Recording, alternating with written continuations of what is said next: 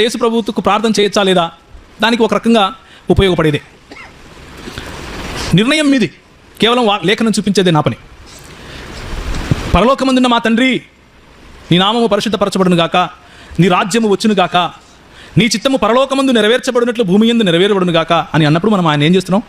అడుక్కుంటున్నామా, ఆరాధిస్తున్నామా? ఏం చేస్తున్నాం? ఆరాధిస్తున్నాం. ప్రార్థన అంటే క్రైస్తవ దృక్పథంలో అడుక్కోవటం కాదు.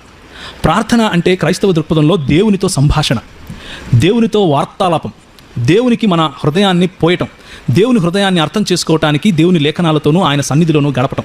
దీన్ని ప్రార్థన అంటారు. యేసు ప్రభు ఉదయాన్నే లేచిపోయి ప్రార్థన చేశాడు అంటే అడుక్కుంటున్నాడు అనుకోకండి. అయ్యా నాకు ఇది ఇచ్చేసి, నాకు ఇది ఇచ్చేసి, నాకు ఇది ఇచ్చేసి, ఇంటికి పెళ్లి చేసి, కారు కావాలా, ఎగ్జామ్స్ రాస్తున్నా పాస్ కావాలా, నాకు ఏదైతే ముక్కు చక్కగా లేదు స్ట్రైట్గా చేసేసి, నాకు జుట్టు పోతుంది, నాకు జుట్టు బాగబెట్టు, ఇవన్నీ విజ్ఞాపనలు ఉంటాయి, నేను కాదనట్లేదు. అదే క్రైస్తవ జీవితం కాదు. క్రైస్తవ జీవితం అనేది ఆరాధనతో కూడింది. ఇబాదత్ అంటారు హిందీలో లేదా ఉర్దూలో.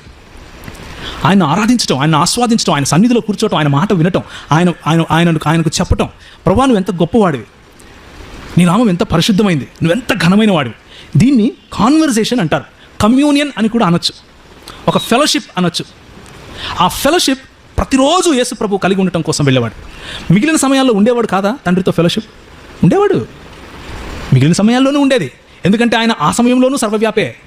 దేవుడు సర్వవ్యాపి కదా.